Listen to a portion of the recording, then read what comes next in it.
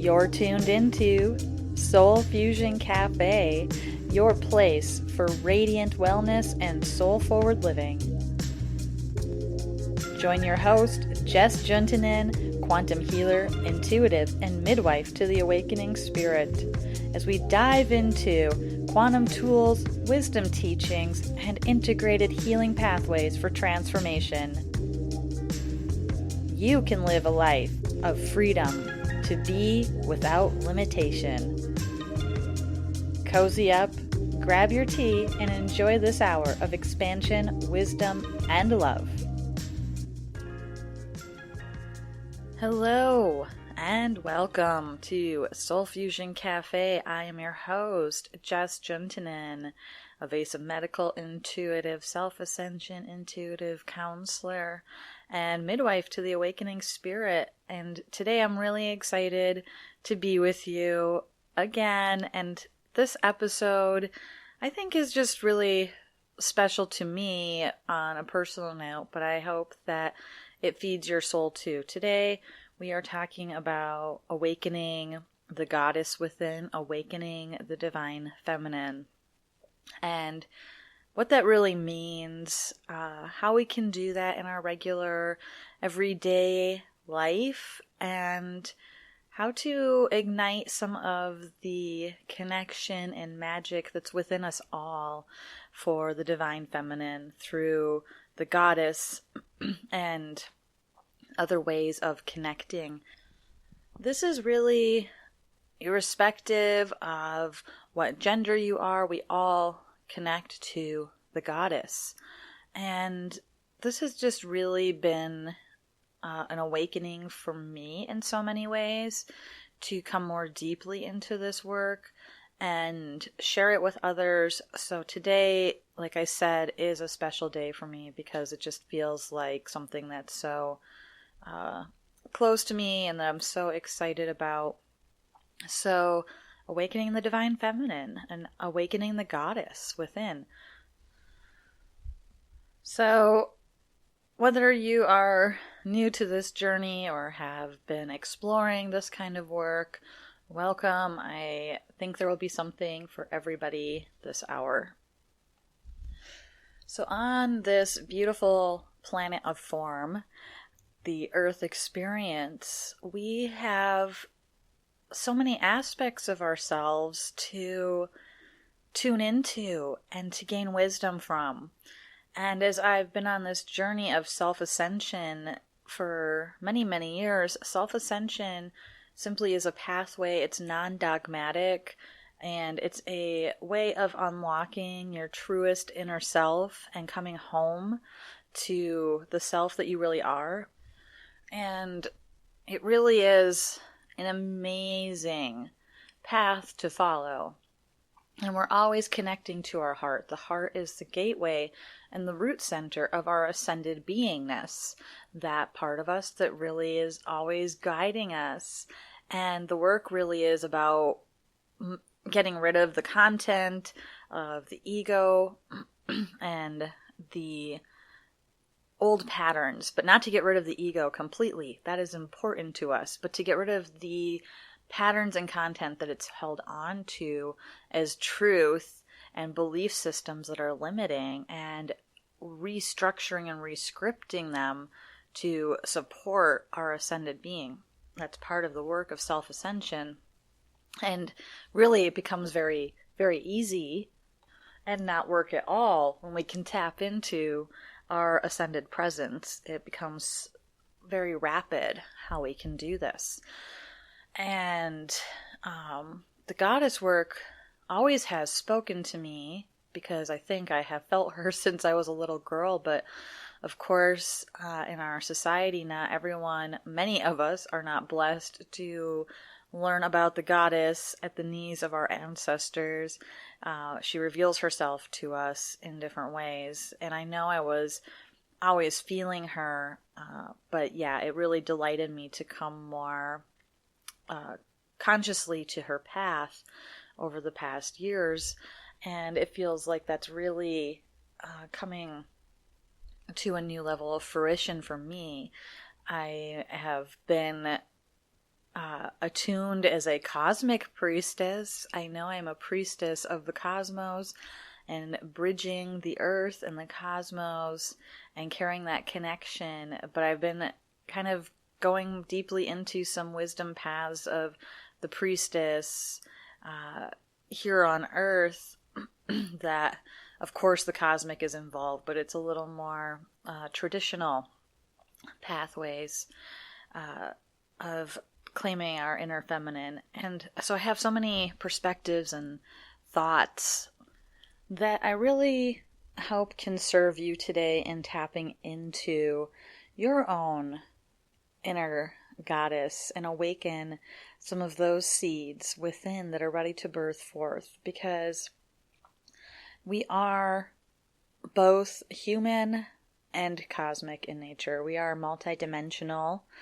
and we are human, right? We have these different elements of ourselves. So it's important to embrace all aspects of ourselves and to integrate them so that they all are serving our authenticity, so that they're all serving the truth of who we are. And there's as many paths as there are people, whatever way or mix or method is yours, is unique to you. So allow yourself to play and explore. And this path of the awakening feminine, it's so alive on our planet right now. It's a time for us to really come back to the divine feminine. For tens of thousands of years, for all of human history until quite recently, the feminine and the goddess ruled. They were understood as the energy of creation, as the energy of awakening, as the energy that all life comes from. So there was a deep reverence for the feminine and thus for women in culture and society. And women and men, it was pretty egalitarian. It wasn't like a power or a hierarchy. And people were very much in groups and communities and supporting each other. And the earliest art and representations that we have are generally of the feminine form and the goddess. And, you know, she's always very voluptuous. And there's Salisbury Hill, and that was this huge, and it's still there, this huge mound that took generations to build, and archaeologists and people all wanted to see what was inside. There isn't anything inside. It's the earth. It's not some grand tomb of a man.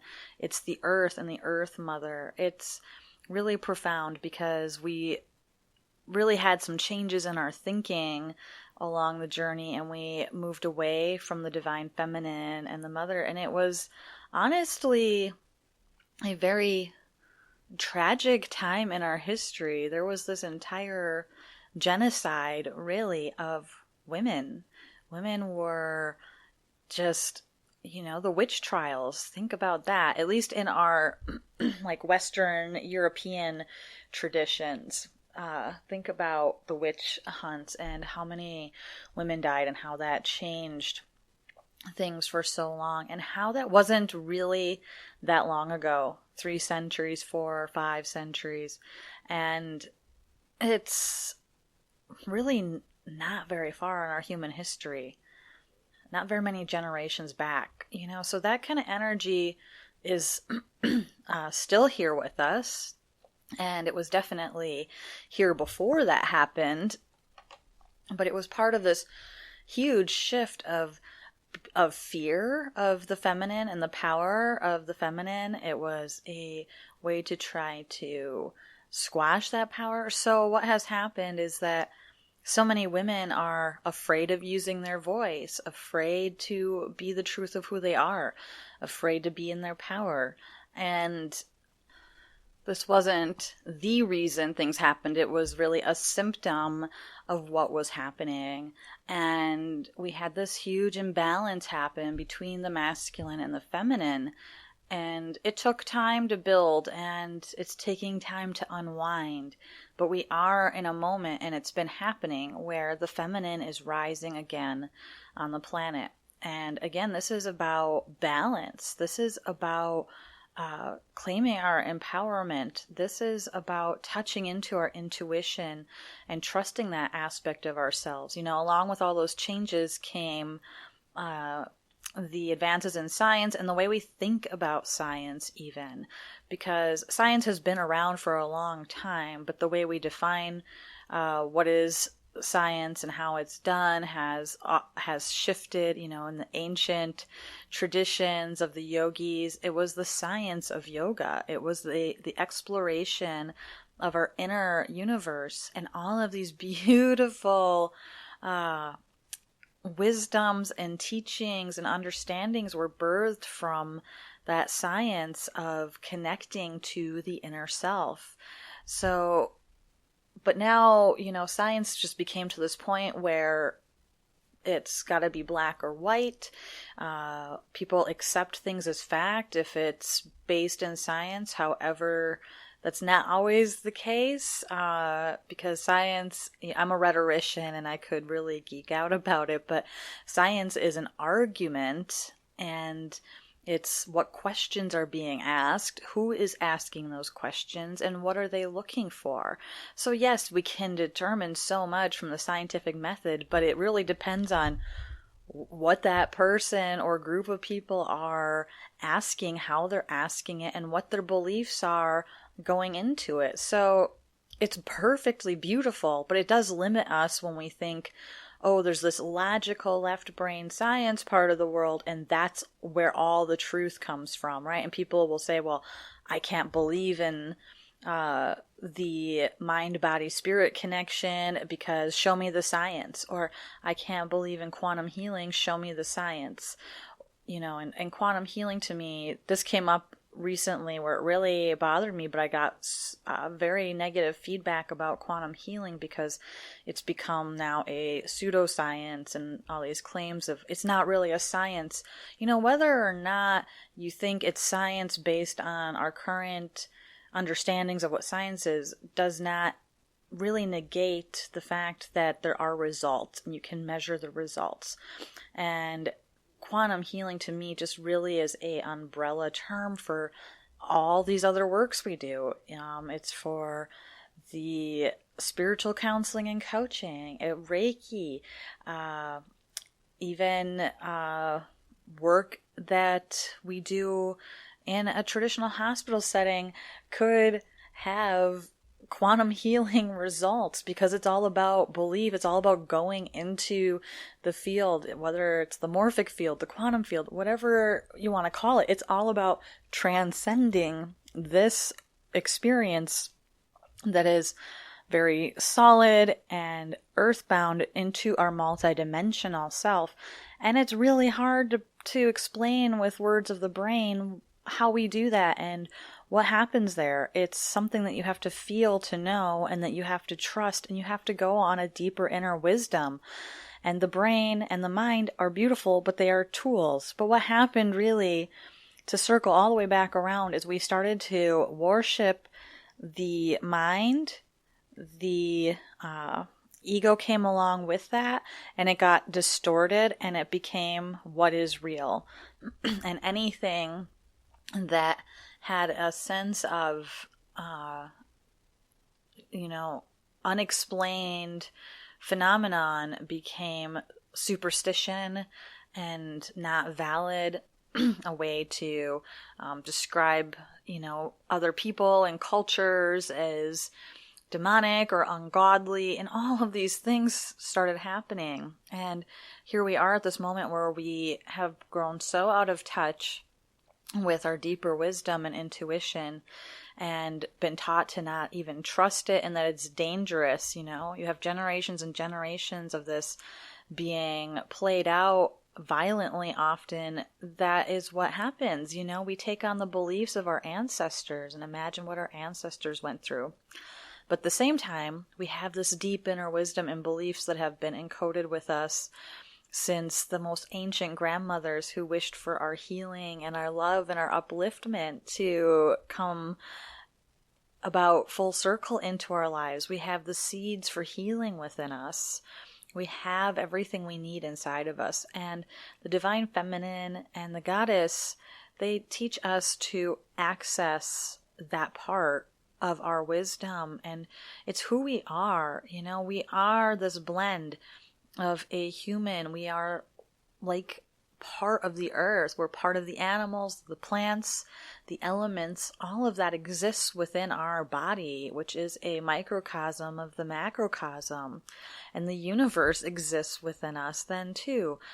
So really, self-ascension, lifting in the heart and going up, requires us to balance and integrate all aspects of ourself. The mind is important. Scientific thought is important. All of that's important. I'm not saying it is not. It's because it's out of balance, though, that we aren't seeing a bigger picture and we're not being open to other possibility and potentiality sometimes. So the balance really comes, and that's what lifts us. We really need to balance our masculine and feminine sides.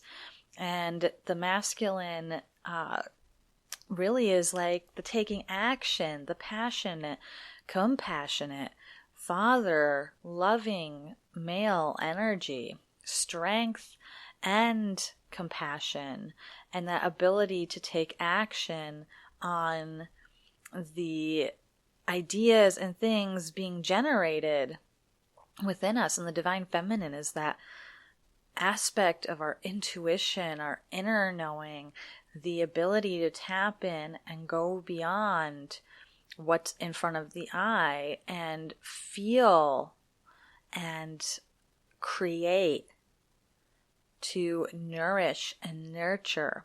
Think that's why the earth is so associated as the divine mother, because she nurtures all, just as the woman representation of the divine feminine nurtures a baby and family and friends through her nourishment and nurturing. Yet, even whether or not whatever gender we are, it does not matter if you're male, female, non-gender, non-binary, whatever the case, everyone has the divine feminine and divine masculine elements within them, and bringing them into balance can really increase our satisfaction with life, our health, our vitality, our sense of purpose, and help us lift into self-ascension. The divine feminine is often represented by a triangle or pyramid that is pointed downwards. So it is like the womb. It represents the womb, and it is also pointed down because it's, sending and receiving energy with the earth. And then the divine masculine is an upward pointed pyramid pointing into the cosmos, opening up our wisdom to the divine heavens. But together they create the Merkaba. The Merkaba is two pyramids or triangles, but it's really represented 2D. If you imagine it 3D, they're like two interlocking pyramids that you can spin and see. It's a creation of a sacred geometry, which is said to be like the chariot. It's a portal. It's a way to lift into our multidimensional expression. And it's hard to get there if we don't balance these energies. And the balance between the two really depends on our ability to be open and trust and follow our own inner guidance. And that means, what teachers are pulling you, what pathways are pulling you, what medicines pull you, what makes you curious, where is your greatest fun and joy, what brings you peace and love, and really bringing the focus onto the divine and the way that the divine manifests for you. Keep your eyes on the divine at all times. So I think we're really at a point where we're saying, ceremony is important. Having a spirituality is important, and it doesn't need to be contained within any dogmatic framework or anything, which the path of the goddess can really offer a lot of that. There's no dogma associated. You can go through a more formal training and be certified or initiated. Sorry, certified's not the word. Be initiated into a pathway. But, unless somebody is running a school and they are being dogmatic and bringing that into the world, just trust your inner wisdom about all pathways. For the most part, this has really always been about, it's not dogmatic. It's not about a hierarchy. It's not about power. It's about empowerment. It's about empowering the healer within us. It's about empowering the awakened sense of passion and ecstasy and flow and creation and prosperity and abundance. It is a way to open up and allow the deep wisdoms that have been seeded within us to sprout, grow, birth, and bloom. So, yeah, how is all of that really sitting with you, and how are you feeling as you tap into that? Whether or not you feel like you're going to follow any particular pathway, I invite you to just be curious.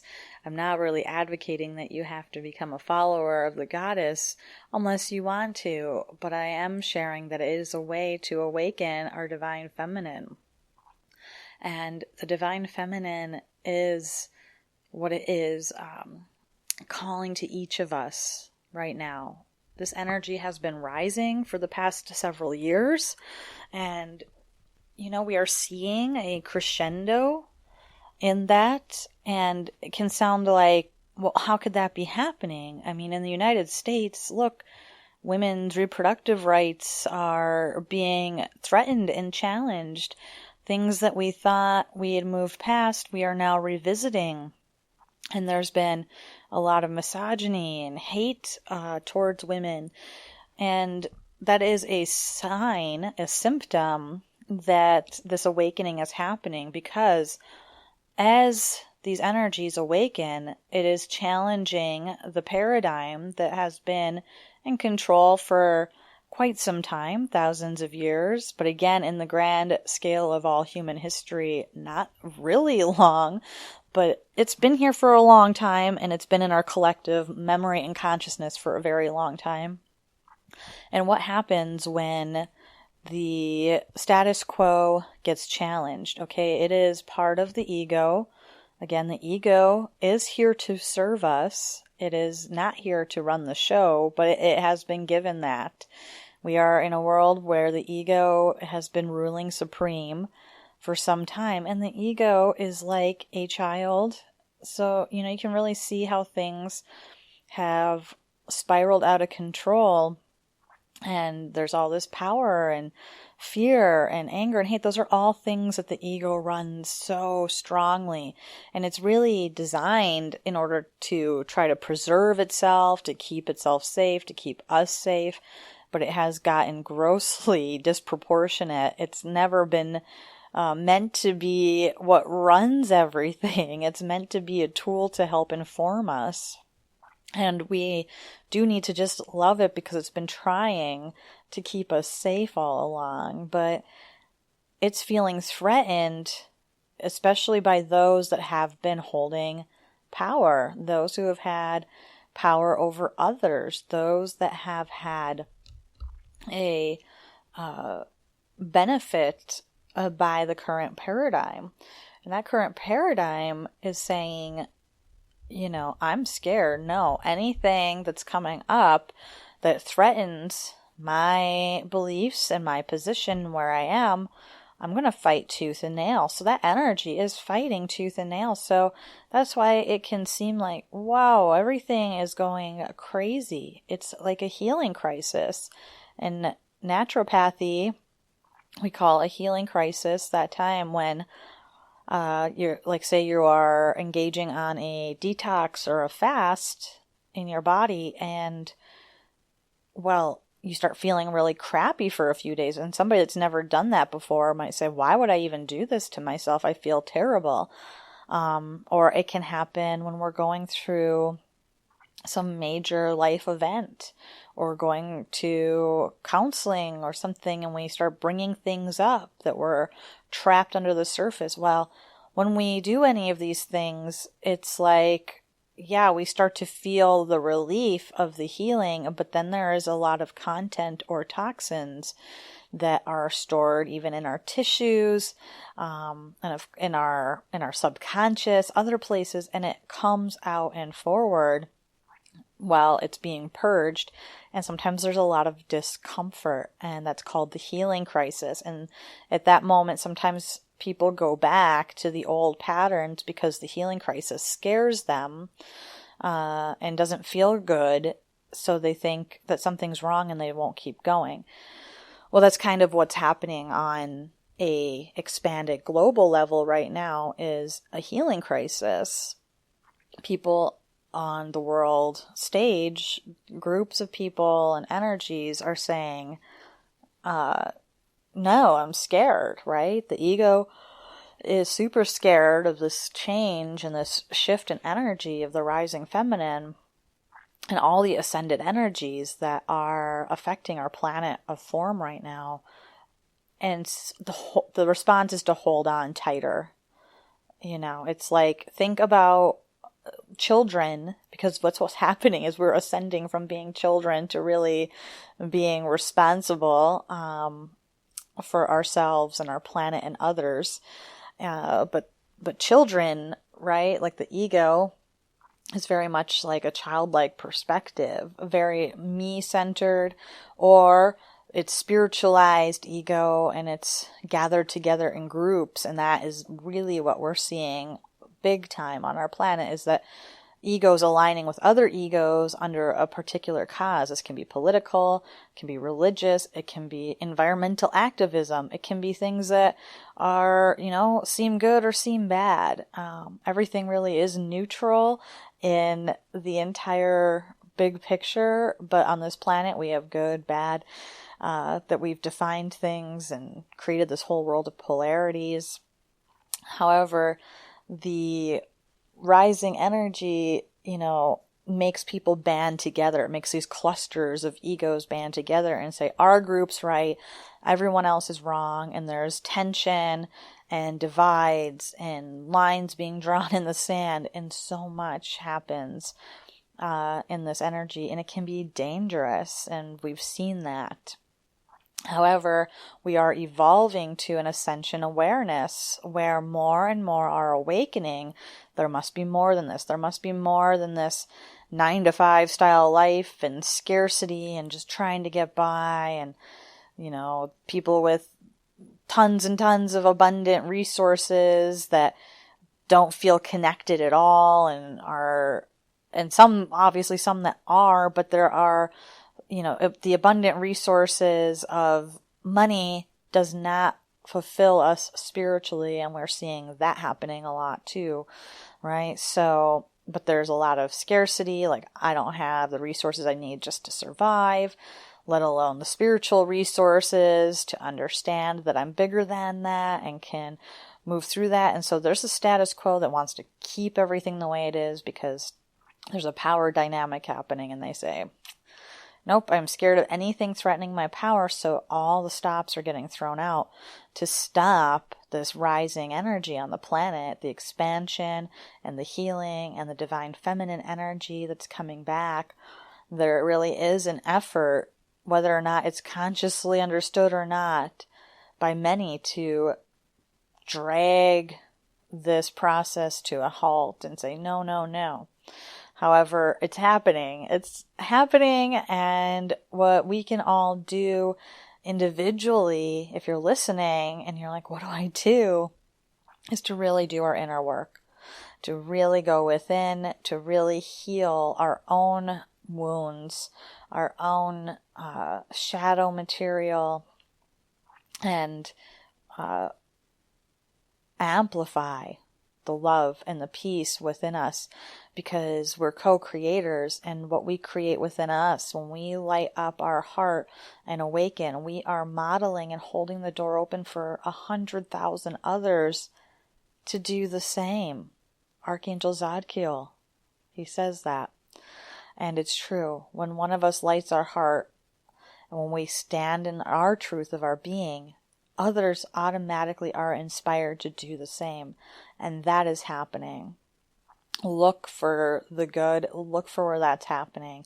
What we focus on expands. Expand on focusing your energy into creating the peace, love, and light, and healing up the wounds and issues. And sometimes, you are healing on behalf of many, not just yourself, but your ancestry, many on the planet itself.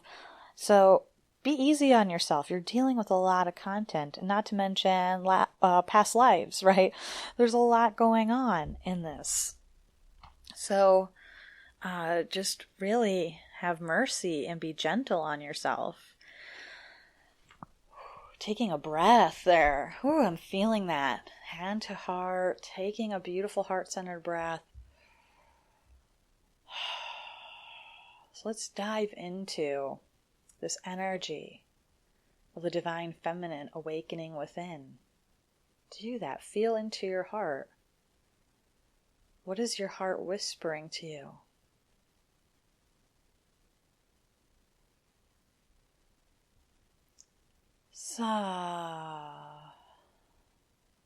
Allowing yourself to just soften, become gentle, connect to the inner knowing and wisdom within. And now the goddess is such a beautiful way to go within. You could pick one goddess that you're curious about and work with her for a day or a week. You could pick a goddess and work with her for an entire year. And there are so many faces of the goddess. She represents archetypes of our own personalities, our own spiritual nature. And it's like each goddess is a blueprint of how to unlock our own empowered divine feminine presence, and how to connect with others, nature, our planet, and how to find our place in our cosmic heritage. So it really doesn't matter which one you start with or where you're called. It's to just simply feel the call and notice which goddess might be piquing your interest or calling to you, or get a deck of cards and just select one and feel into her. Just start to read, because many, many, many women and men are beginning to come back to this energy that she represents. She was squashed out of so many places on our planet, and she was replaced with images of gods. The masculine or the feminine was subdued and quieted. And when we look at our whole history, it's always very fascinating to see, in the Western European culture, right? Many, many goddesses became absorbed and became saints, and Mary was really the goddess of all, and was even seen that way for a long time, because all of these divine feminine archetypes that the church absorbed were ones that were revered and honored by the people in all of the rural areas of Europe for a very long time. And it was really part of custom. It wasn't even just it wasn't a religion. It was just people flowed with the seasons. They had to plant the fields and harvest and had families and took care of each other. So there was a natural cycle of life, and honoring the feminine that all things were birthed from, and the earth was just a natural part of experience. It wasn't like a structured, dogmatic religious experience. And this happened all over the world, though, right? Every culture and tradition had beautiful divine feminine energies, whether we call them goddesses or not, divine sacred feminine energies, representations. And there's always a story of like the great mother that all was birthed from, right? And she goes by many, many, many names. So whoever you connect with or are drawn to is perfect, because all divine feminine archetypes, all goddesses contain the seeds of the divine feminine essence of creation, nurturing, nourishment, healing, all of these things that for so long in our history we just understood as essential, that at some point in a crescendo became evil and feared. And we're still coming out of that. It's truly amazing. And it's all the blink of an eye from the cosmic perspective. But when we journey to the center of ourselves, which is what going on this journey of the goddess really invites us into, it invites us to love and honor our emotions, and it so goes with self-ascension, and self-ascension, the pathway to home that has been mapped out, this really non-dogmatic pathway that, you can use any type of spirituality you want within it. You can call the divine whatever name you want to call the divine, the goddess, God, the universe, divine love, the inner connection to the authentic self, however you want to look at that. Today we're just exploring a bit more about the divine feminine and goddess energies that are present for us to explore if we choose to. And what I love about the goddess is that she does connect us to our earthliness, because sometimes on the path of self-ascension, and I've done this too, we, whether or not you're saying it's self-ascension, whatever pathway you've been on spiritually, we often are reaching for the upper, right? We're looking up. We're looking up to the heavens. We're looking up to the sky. We're trying to lift above our humanness and connect to our divine. And sometimes we just even want to get away from our humanness, we say. I'm trying not to be in my emotions. I'm trying to be the witness and all that. And of course, by all means, I absolutely teach being the witness and find that to be the most powerful way to detach ourselves from our attachments, because we have all these attachments here that make it very hard for us to see the truth of things.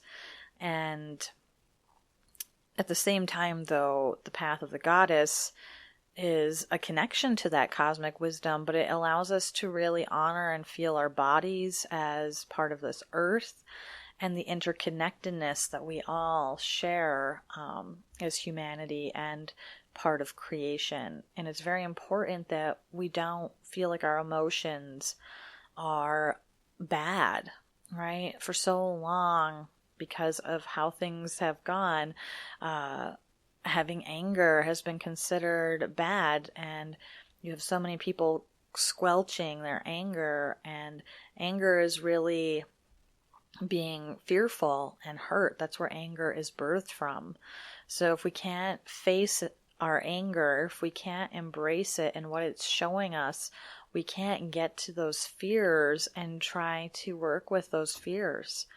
Instead, what we've done is just try to bottle it all up till it bursts out, and it's not acceptable to have those feelings. It's not seen as ladylike to have them. Of course, men can demonstrate them in the energy of protection, but or well, that's part of the energy it can carry, right? Defense, protection of the tribe or whatever, but it's been definitely grossly inflated.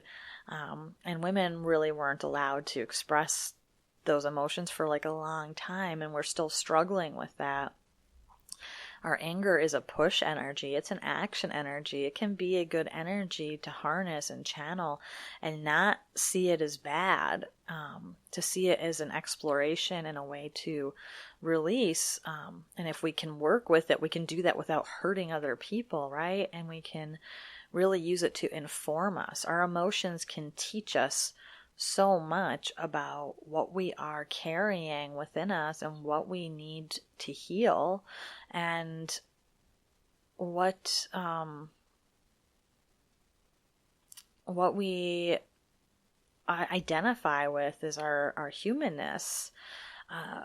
We want to explore that, and exploring the path of the goddess, she teaches us that yes, we have ecstasy, and we have pain, and we have ferociousness, and we have anger, and we have all of these many varying emotions, and they are doorways and things to explore and to feel what's going on in our body, to really connect to our body. Where are we feeling this? How are we feeling this? How we express this in a safe and honored way.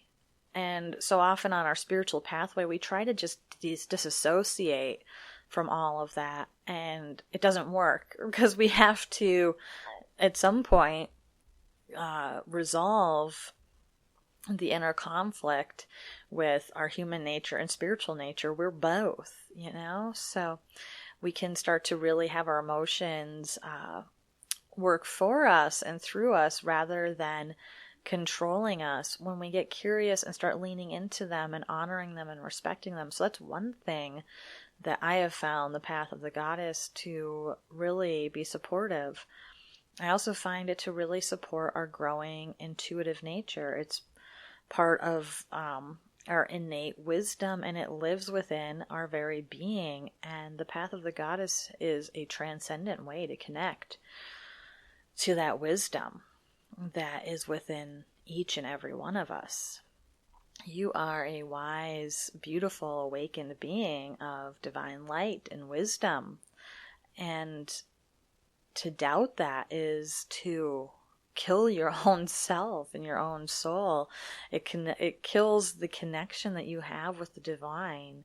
So it's such a pathway to remembering ourselves, and it connects us, to our ancestors in a really profound way. We remember and honor where we have come from and those that came before us, and we pass on knowledge through us that is learned through our ancestors. And to really honor and respect that connection is a very important part of us coming home to ourselves, because we're not just in a vacuum doing our work on ourselves. We are connected to a whole larger picture of beings that came before us and that will come after us, right? So really, again, taking a breath and connecting with everything being shared here today.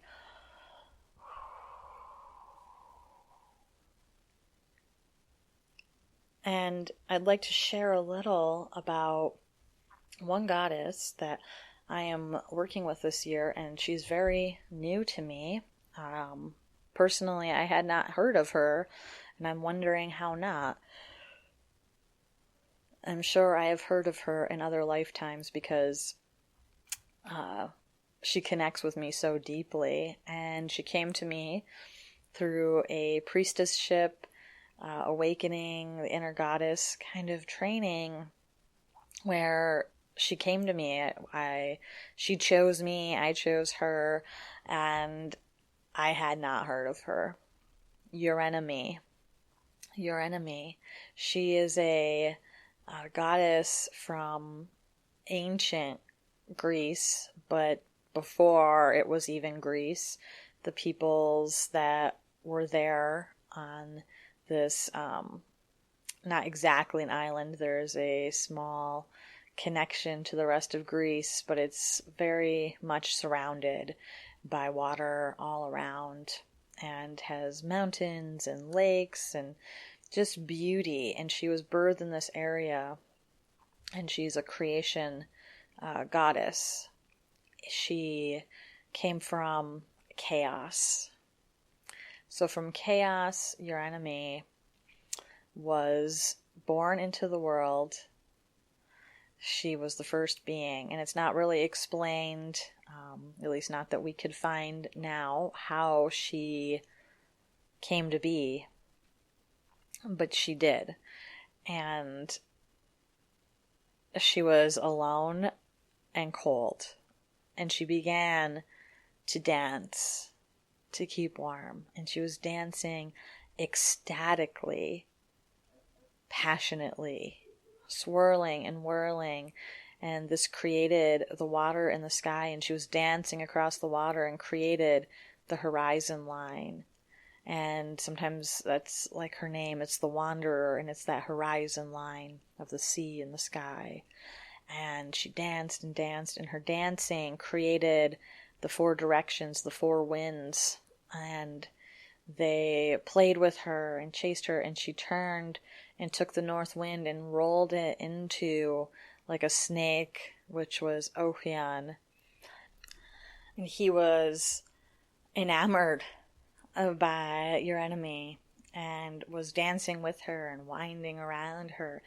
And the two of them ended up getting into this ecstatic dance and mated. And from that, sometimes your enemy is described as turning into a white pigeon, and laying the cosmic egg, or the two of them merge and create the cosmic egg.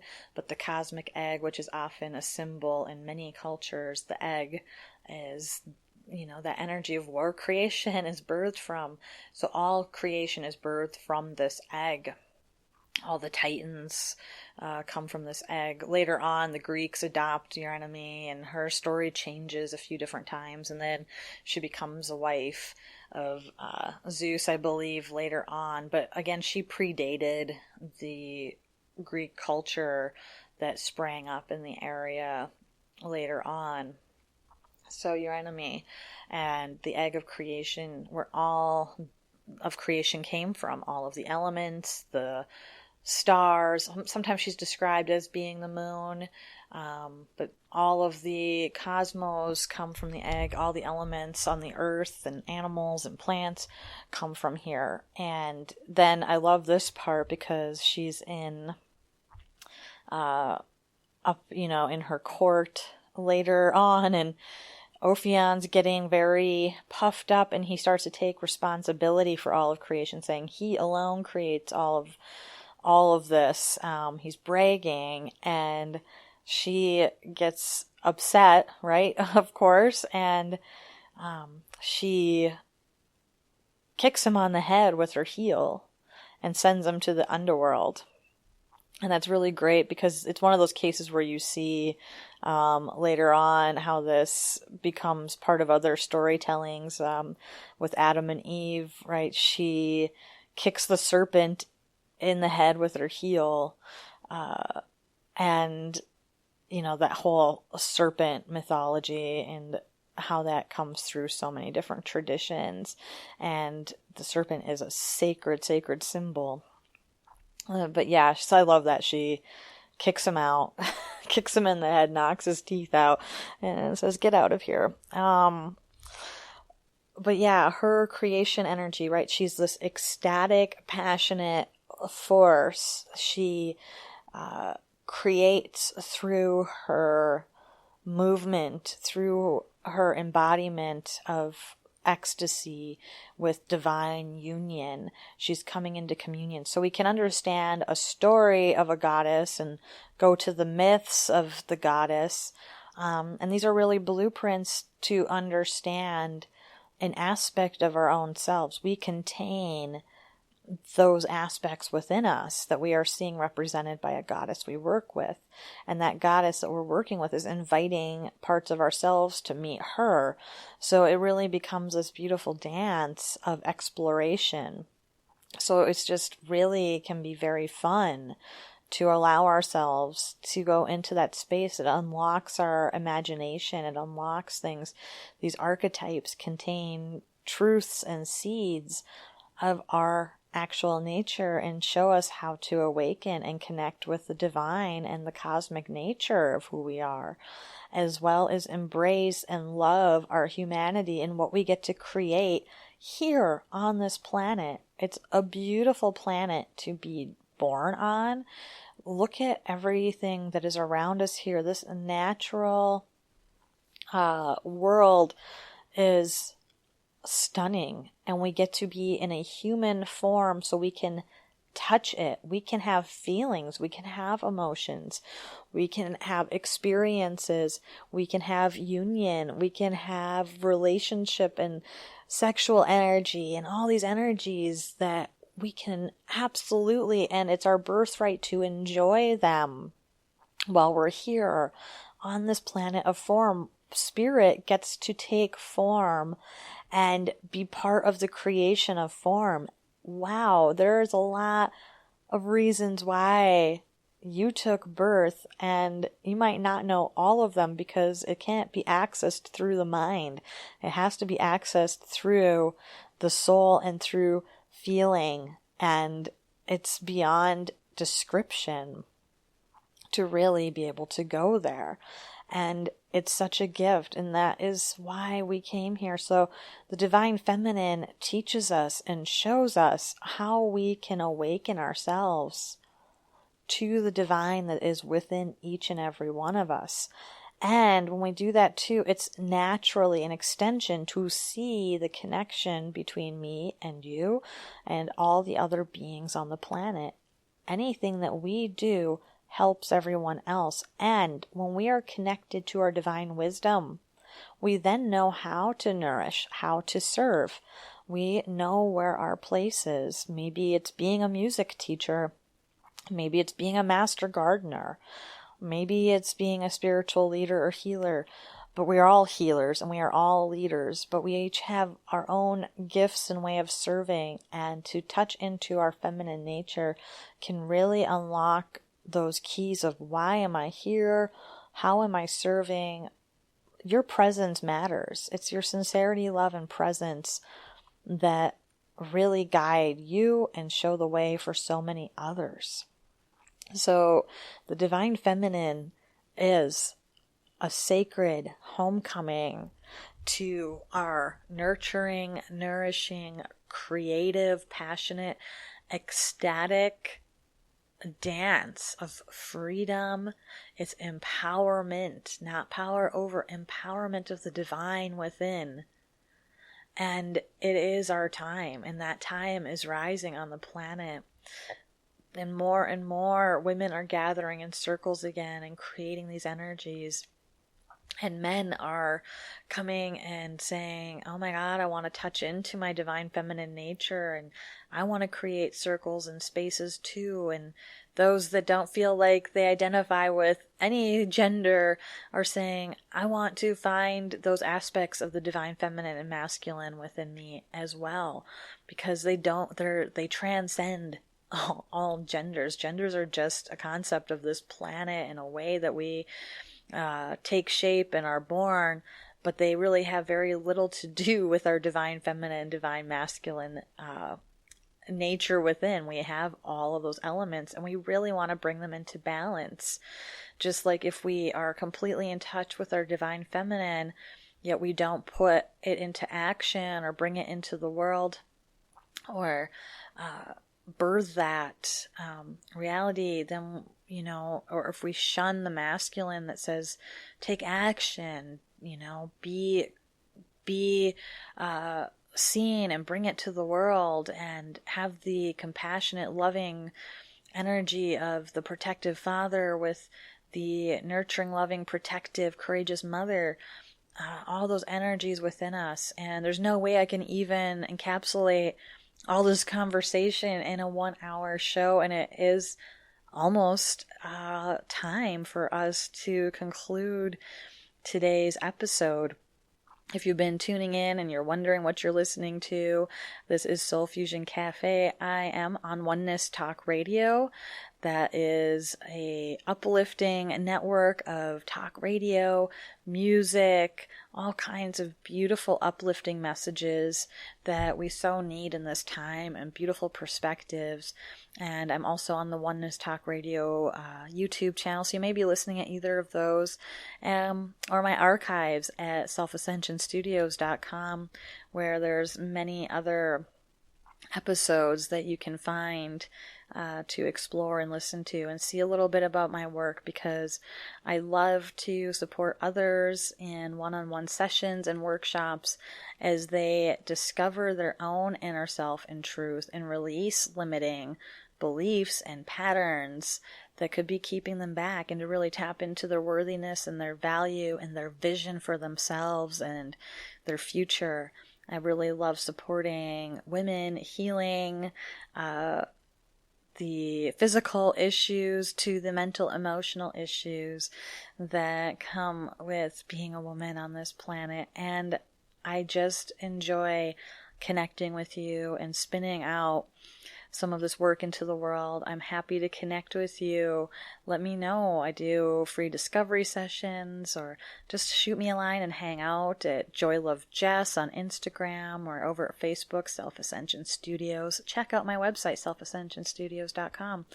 I'd love to hear from you if you have topic ideas, if you have questions you'd like answered on the next episode, or anything. Just let me know. I love to have a conversation with you. And for now, we are wrapping up, and I am so grateful for having shared this moment with you. I'm so grateful for this time that we have together every week and in all ways. I am sending you so many blessings and so much love. I hope that you have a radiant day and a beautiful week. Namaste and many blessings. You've been listening to Soul Fusion Cafe with Jess Juntunen. Connect with Jess and learn more at her inspiration hub, selfascensionstudios.com, and over on Instagram at JoyLoveJess and Soul Fusion Cafe Radio, or over at Facebook at Self-Ascension Studios and Soul Fusion Cafe Radio. Thank you for listening. See you next week. Namaste and many blessings.